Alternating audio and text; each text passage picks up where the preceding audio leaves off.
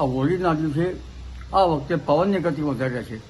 કચ્છના ભાગોમાં તો પવનની ગતિ મહત્તમ 40 ડિગ્રી સેલ્સિયસ કે 43 ડિગ્રી સેલ્સિયસ વિન્ડ ગસ્ટ રહે, ધૂળકટું છે. સામાન્ય પવનની ગતિ પણ લગભગ 20 કિલોમીટર જેવી રહેવાની શક્યતા રહે છે. ઉત્તર ગુજરાતના ભાગોમાં પણ જેમાં કડી, કલોલ, મહેસાણા, બનાસકાંઠા આ ભાગોમાં વિરંગામના ભાગોમાં પવનની ગતિ લગભગ 40 કિલોમીટર પ્રતિ કલાકથી ઝડપી રહેવાની શક્યતા રહે છે. અમદાવાદના ભાગોમાં વિન્ડ ગસ્ટ 40 કિલોમીટરની ઝડપે રહેવાની શક્યતા રહે છે અને સામાન્ય પવન 15 કિલોમીટરની આસપાસ રહેવાની શક્યતા ગણી શકાય. ગુજરાત સહિત દેશભરના કેટલાક વિસ્તારોમાં આબોહવાનો માહોલ કેવો રહેશે?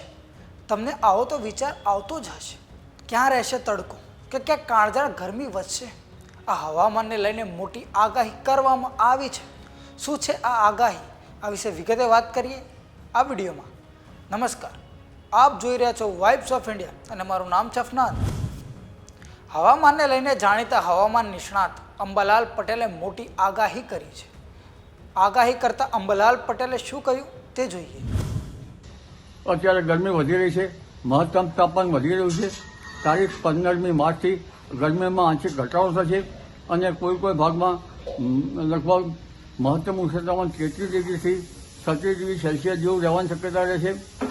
લગભગ મધ્ય અને ઉત્તર ગુજરાતના ભાગોમાં 34-36 ડિગ્રી સેલ્સિયસ જેવું રહેવાની શક્યતા રહે અને દરિયાકાંઠાના ભાગોમાં મહત્તમ તાપમાન 33 ડિગ્રી સેલ્સિયસ જેવું રહેવાની શક્યતા રહે.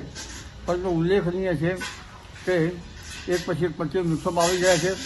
દેશના ઉત્તર પર્વતીય પ્રદેશોમાં તારીખ 13-14માં આવતો પશ્ચિમ વિક્ષોભના કારણે હોળીના દિવસોમાં જ પણ ત્યાં વાદળવાયુ, ત્યાં વરસાદ થવાની શક્યતા રહે છે. જ્યારે ગુજરાતમાં પણ વાદળો આવવાની શક્યતા રહે છે. ગુજરાતમાં તારીખ 13-14માં હવામાન પલટો થઈ શકે છે, કોઈ ઠેકાણે વાદળો રહી શકે છે અને તારીખ 20 સુધીમાં વાદળો આવવાની શક્યતા રહેતા ક્યાંક છાંટા થઈ શકવાની શક્યતા રહે છે. કમોસમી વરસાદની શક્યતા લગભગ ઓછી છે. આમ છતાં આ હોળીના દિવસે આ વખતે પવનની ગતિ વધારે છે. કચ્છના ભાગોમાં તો પવનની ગતિ મહત્તમ 40 ડિગ્રી સેલ્સિયસ કે 43 ડિગ્રી સેલ્સિયસ વિન્ડ ગસ્ટ રહે, ધૂળકટું છે. સામાન્ય પવનની ગતિ પણ લગભગ 20 કિલોમીટર જેવી રહેવાની શક્યતા રહે છે. ઉત્તર ગુજરાતના ભાગોમાં પણ જેમાં કડી, કલોલ, મહેસાણા, બનાસકાંઠા આ ભાગોમાં વિરંગામના ભાગોમાં પવનની ગતિ લગભગ 40 કિલોમીટર પ્રતિ કલાકથી ઝડપી રહેવાની શક્યતા રહે છે. અમદાવાદના ભાગોમાં વિન્ડ ગસ્ટ 40 કિલોમીટરની ઝડપે રહેવાની શક્યતા રહે છે અને સામાન્ય પવન 15 કિલોમીટરની આસપાસ રહેવાની શક્યતા ગણી શકાય. પંચમહાલના ભાગોમાં પણ પવનની ગતિ રહે છે.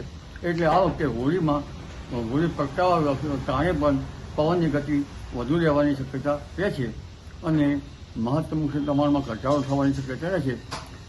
ભારતના ઘણા ભાગોમાં લગભગ તારીખ 20મી માર્ચથી દેશના ઉત્તર પૂર્વીય ભાગોમાં, ઝારખંડના ભાગોમાં, મધ્યપ્રદેશના પૂર્વીય ભાગોમાં હવામાનમાં પલટો આવશે. એટલે હવે એક પછી આવતા હવામાનના પલટા આ વખતે અલગ પ્રકારના છે. ક્યાંક પૂર્વમાં, તો ક્યાંક પશ્ચિમમાં, તો ક્યાંક દક્ષિણમાં અને વિવિધ ભાગમાં હવામાનમાં પલટા આવશે.